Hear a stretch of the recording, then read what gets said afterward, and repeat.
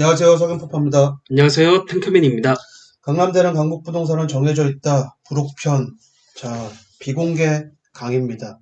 참고로 현 강의는 3월 리뷰 이벤트에 참여한 분들에게만 이제 드리는 그런 영상이죠. 예, 네. 더 이상 공개는 안 할 것으로 보이고요. 자, 그래서 부록에 보면은 레벨 1부터 레벨 4까지 있어요. 레벨 1은 이제 뭐 한 1억 정도의 소액 투자, 그리고 이제 레벨 2는 3억 미만, 그리고 레벨 3는 6억 미만, 그리고 레벨 4는 6억 이상, 이렇게 해서 단계별로 투자를 할 수 있는 가이드라인을 좀 제시를 했습니다. 요번에 이제 강남대는 강북부동산은 정해져 있다 본편을 읽어보신 분들은 제가 일관되게 이렇게 썼어요. 결국은 해당 지자체장이 찍은 사업지를 찾아야 된다. 그리고 지금은 비록 좀 구려 보이지만 앞으로 좋아 보일 만한 거점을 찾아야 된다. 거점 중에서도 확장성이 강한 거점을 우리는 선별할 줄 알아야 된다. 그럼 이제 거점을 파악했다면 거점을 다이렉트로 투자하는 게 가장 이상적이지만 이제 일반인들은 돈이 부족할 수도 있고, 그리고 이제 과감성 면에서도 경험이 충분치 않으니까 과감하지 못할 가능성이 있어서 이제 그러면 이제 거점을 하나 잡아두고 배후 주거지 개발을 할 재건축이 있는지 재개발이 있는지 가주정이 있는지를 좀 찾아보면 좋겠다. 그래서 이번 강의에서도 2022년 추천 지역들을 어떻게 설명할 거냐면 이 동네 거점이 어디냐, 그럼 이제 거점 주변에 괜찮은 매물이 뭐냐, 그거를 간단하게 집어드리겠습니다. 그래서 이거를 한번 계속 반복해서 들어보시고 내 관심 지역이나 아니면 내가 잘 아는 지역, 내가 살고 있는 지역에 그대로 한번 적용을 해보세요. 어차피 연습하는 거니까 돈 나가는 거 아니니까 한번 연습을 해보시면 좋겠습니다. 자, 그럼 이제 네이버 지도가 가지고 우리 로드뷰를 덕계 역세권 지금 이렇게 구획을 다 정리하고 계획이 나와 있는데 실제로 지금 현재는 어떤 모습인지 한번 보러 가겠습니다. 네.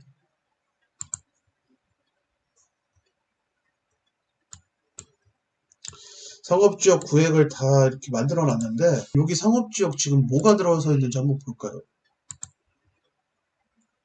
예, 지금 이렇죠. 지적도상으로는 구획을 다 해서 무슨 건물이 들어온 것처럼 보이지만 실제로 보면은 그렇지 않다. 이렇게 땅만 정리해놨다. 그런데 개발을 할 것이다. 이미 토지구상 다 해줬겠죠. LH에서. 예, 지금 이런 상황입니다. 그래서 신도시를 하나 구축하는데 이 주변에 있던 원래 구도심은요, 똑같이 따라서 개발할 가능성이 매우 높다. 다른 데서 사례를 봤을 때. 네. 자, 그렇습니다. 그렇다면 다른데 진짜 사례가 있을까요도 또 궁금하실 거잖아요. 네. 그것도 같이 한번 보는 김에 로드뷰로 한번 보겠습니다. 네. 여기가 자, 또 다른 사례죠. 네. 얼마 전에 임장도 다녀온 곳인데, 자, 시흥시입니다. 시흥시. 네. 그리고 이 맞은편에 노후화된 주거지 똑같죠? 구도심이에요. 네. 똑같은데 여기가 또 중요한 점이 여기는 이미 정비구역으로 또 지정이 되어가지고 정확하게는 아직은 정비 예정구역이긴 하지만 어쨌든 지금 그 시흥시에서 칼을 뽑았다. 네. 네. 반대편 신축의 과거 모습을 좀 볼까요?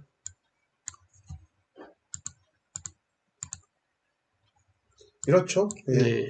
이런 거 지금 개발해 놓은 거예요. 신도시 하나 만들면서. 네. 예. 그렇습니다. 그래서 앞에 보이는 수정 아파트 같은데 네. 얘네들 지금 구시가지인데 얘네들이 지금 이슈가 있어서 재개발 움직임이 있다. 네. 예. 그렇습니다. 자, 로드뷰도 더 한번 좀 보겠습니다. 자, 이런 공장들. 예. 공장과 주거지가 섞여 있는 곳이에요. 예. 네.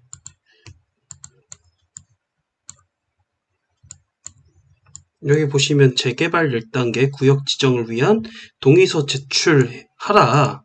이런 현수막이 달렸죠?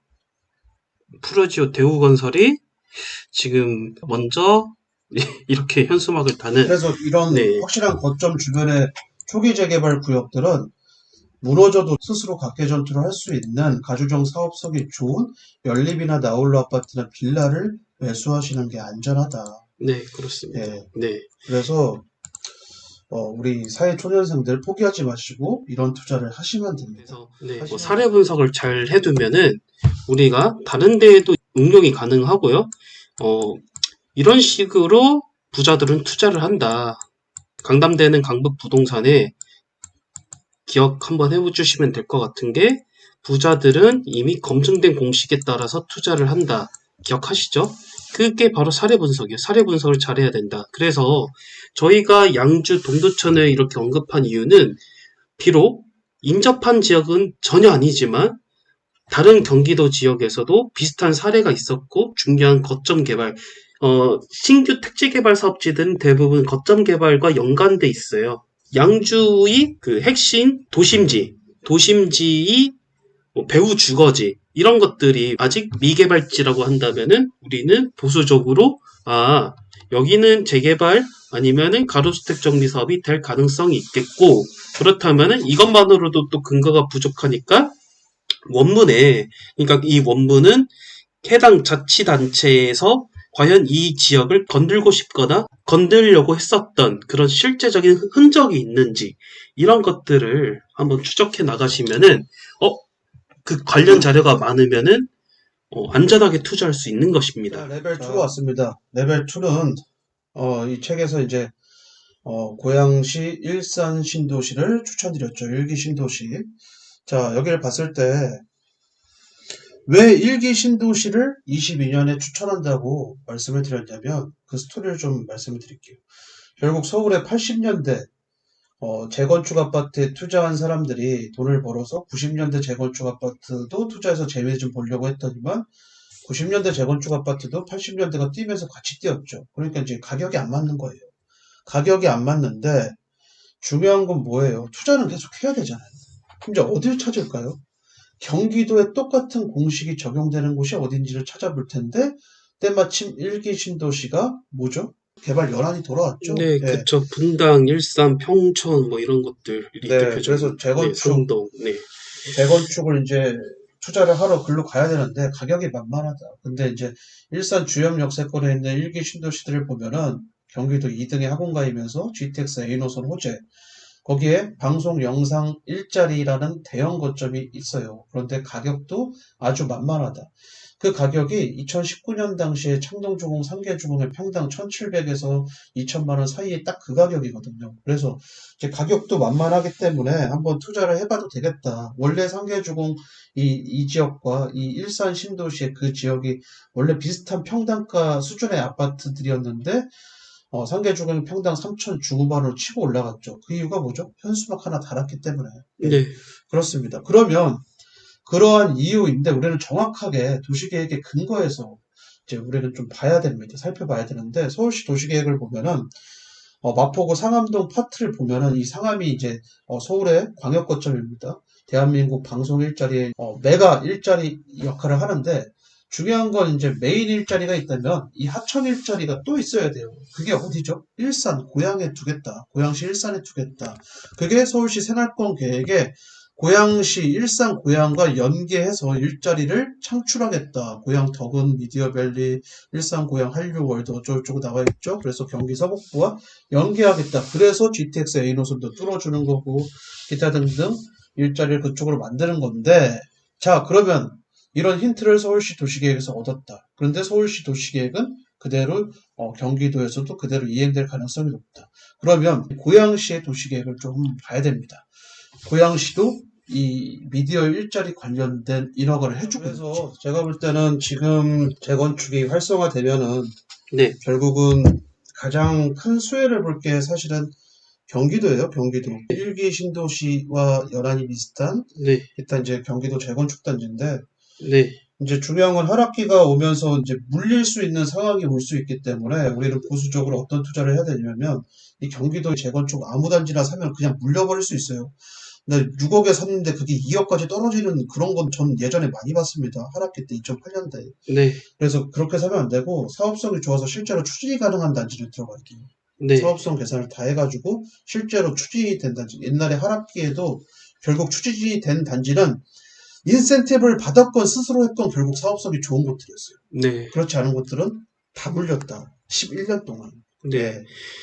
흔히 뭐 이렇게 얘기하시는 분도 계시더라고요. 그러니까는 재건축 사업성 중요하지 않다. 오히려 재건축 사업성보다는 일단은 하고 보는 게 중요하다. 그래서 일단은 빠르게 지정이 되는 것이 관건이다라고 얘기하시는 분이 있는데 이게 오히려 단기적인 관점이고요. 그리고 장기적인 관점에서는 어쩔 수 없이 분담금이라는 그런 것들이 생기잖아요. 실전 투자자들의 네, 입장에서 아래쪽의 관점은 네, 맞는 얘기예요. 네, 맞는 얘기인데 맞습니다. 네, 매도 타이밍이 그렇게 자신이 있다면 이렇게 해도 되는데 중요한 건 상승기 때는 뭐 매도 타이밍 상관없이 이런 식으로 투자를 해도 되는데 이제 하락기가 오면은 이런 식으로 투자했다면 큰일 난다.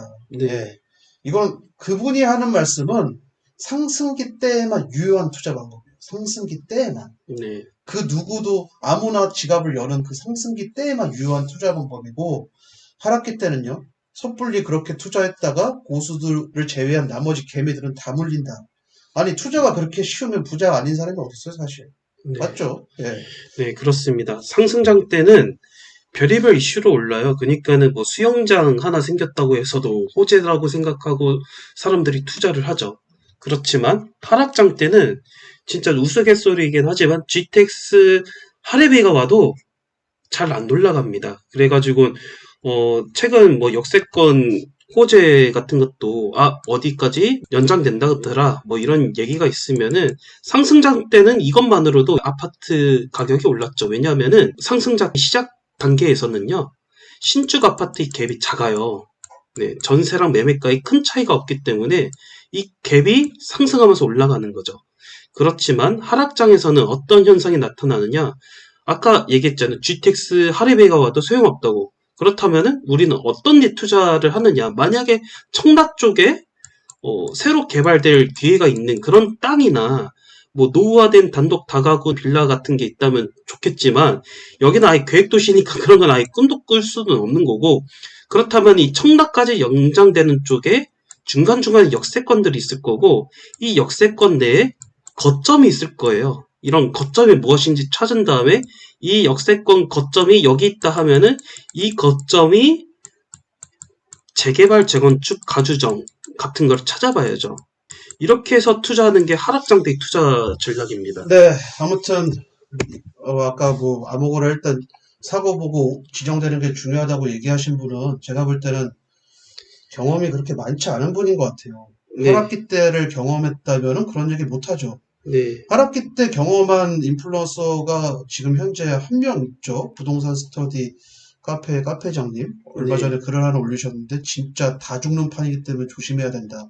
그분이 신신당부하는 그 글을 올렸는데 그분이 실제로 11년간 물려받기 때문에 그런 얘기를 하시는 거예요. 예, 네. 진짜 조심해야 되는 자리입니다. 예, 네, 그렇습니다. 그러면서 돌직구를 남기셨는데 그 중에 어느 누구를 저격했는지는 짐작은 되지만 그 글이 있어요. 그러니까는 어떤 글이냐면 한참 상승장 때 전문가로 활동했었던 사람이 있는데 이 전문가라는 사람이 뭘로 유명했냐면 재개발판의 신축 빌라 지분 쪼개기로 유명했던 사람이었는데 이 사람이 결국에는 죽었다. 네, 돌아가셨다. 네, 그런데 왜 뜬금없이 이거를 서두에 썼을까요? 이런 사람들이 많기 때문입니다. 요즘. 네. 네, 그래서 이제 부동산 스터디 카페장님, 내가 오랫동안 이 바닥에 있어 보니까 너네들도 결국은 이제 죽을 것이다. 이제 그거를 암시한 글이 아닐까. 저는 그거 읽으면서 사실은 저는 2008년도부터 현장에 있었기 때문에 리먼 브라더스 사태를 너무 잘 알거든요. 그때 제대로 투자 못한 사람들은 다 실패했어요, 진짜. 그러니까 성공한 사람 찾는 게 더 어려웠죠. 거의 없었으니까. 그래서 우리는 조심해야 됩니다. 아무거나 매수했다가는 진짜 11년, 뭐 20년까지는 아니더라도 뭐 10년 정도 물릴 수도 있어요. 진짜 재수 없으면. 네, 그래서 조심하세요. 투자와 공부는 다른 부분이에요. 네, 실전 투자와 공부는 다른 부분이니까 공부 열심히 해가지고 자신감 생겼다고 그냥 확 아무거나 산다? 상승기 때는 상관없어요. 근데 이제 하락기 조심해야 된다. 공부는 공부로 끝내야지 쫄래쫄래 임장 가가지고 괜찮아 보이네 이거 사야 되겠다 그러면 이 책임은 저는 지지 않습니다. 예, 조심하세요. 자, 레벨 3 투자금 6억 미만으로 왔습니다. 지금쯤이면은 사실 거점 개발 공식이 뭔지 이제 익숙할 만 하실 것 같아요. 자, 오리지널 서울 이 생활권 계획의 오리지널 서울 한번 보도록 하겠습니다. 사실 6억 정도 투자금이면 지방에서는 건물도 갭 투자로 매수가 할 수 있는 금액인데 어쨌든 이제 주택 투자를 염두하시는 분들은 사실 서울 사이드 지역 같은 경우에는 재개발 투자도 가능하고요. 그렇지 않고 좀 약간 상급지로 분류되는 곳들은 재개발은 언감생심 못하고 이제 아파트 갭 투자 정도가 가능하지 않을까. 최근에 인허가 받은 방배 구역이 네, 이쪽에 아래쪽에, 구릉지잖아요. 구릉지 개념도. 네, 방배 15구요. 네, 지금 1종 주거지역도 있고 2종 7층 이하도 있고 뭐 그러는데 어쨌든 최근 고시물 한번 볼까요? 최근 고시물을 네, 한번 좀 보겠습니다. 네, 바로 이 고시문입니다. 네, 네, 여기 나와 있죠. 네, 그래서 뭐 당초안은 1종, 2종 7층 이하, 2종 일반 주거지역 뭐 이렇게 해가지고 면적이 이렇게 있는데 이걸 좀 변경하겠다. 이제 그런 얘기죠. 그래서 원래는 그 2종 7층 이하 1종 이렇게 되어 있는데 얘네들을 다 2종으로 지금 아래쪽 보면은 2종으로 하겠다. 여기 보면은 1종을 2종으로 변경하겠다. 지금 이렇게 되어 있죠. 이거 엄청난 인센티브입니다, 사실. 이거 잘 안 해주죠. 지금 현재 서울시 잘 안 해주죠. 그런데 이걸 해주겠다. 근데 이런 거 해주는 곳들이 있죠. 어디가 있죠? 거점 주변에. 대여주거지 사업하는 곳들 이런 거 곧잘 봤습니다. 서울 내에서도. 그래서 이런 걸 우리는 빨리 캐치해야 된다. 어떤 걸 캐치해야 된다? 이 동네 인허가 잘 나오는 동네다. 예. 그러면 서초구 들어가면 좋은데 이미 놓쳤잖아요. 서초구 투자할 타이밍이. 그럼 어딜 투자해야 돼요? 건너편에 동작구 투자하면 되죠. 네, 그렇습니다. 네, 상대적으로 저렴한 곳 이런 데 매수를 해볼 수 있을 것 같고 그 외에도 사실 방배 15구역 뿐만 아니라 방배 14구역 같은 경우도 이런 인센티브 혜택을 좀 받은 것 같아요. 그 평균 한 15층 내외. 그래서 이거를 지도를 잠깐 보여주자면 방배 14구역 그리고 여기 방배 15구역 뭐 이렇게 돼 있는데 원래는 11층까지 이렇게 됐던 게 약간 인센티브 완화를 해서 15층까지 돼 있는데 일부러 뉴스를 좀 보여드린 이유는 저희가 실제 사례를 봤을 때는 물론 여기서는 2종 일반 주거지역 해서 최고 25층 이하 이렇게는 써져 있지만 이 뉴스 기사에 나온 이 방배 14구역이 15층까지 완화됐거든요. 15층. 근데 도구머리 공원 주변이에요. 그러다 버리니까 비슷하게 좀 받을 것으로 예상됩니다. 네. 아마 뭐 해당 단지 내에서 가장 높은 층은 25층을 받더라도 이제 저층 아파트들도 존재할 예정일 거야 아마. 그래서 뭐 평균적으로 봤을 때 25층 못 받지 않을까. 예, 네. 많이 받아야 뭐 한 20층, 뭐 한 17, 18층. 근데 그게 중요한 게 아니라 우리는 어쨌든 인허가가 빨리 나온다는 거 알았기 때문에 그 한 포인트 먹고 나오긴 좋죠. 예, 네. 그래서 입주권 받지 마시고 돈만 벌고 그냥 나오세요. 돈만 벌고 나오면 투자할 곳이 얼마나 많은데 거기서 버티고 계세요. 말도 안 되는 거고 네. 투자를 계속 하셔야 됩니다. 자, 여기 한번 시간 되시면 임장을 한번 가보시면 좋고 마지막 팁을 레벨 4입니다.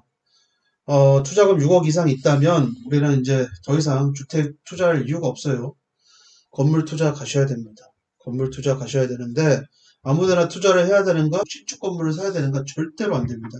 결국은 이 건물 투자도 우리는 단계별 상승에 따른 피를 먹어야 돼요.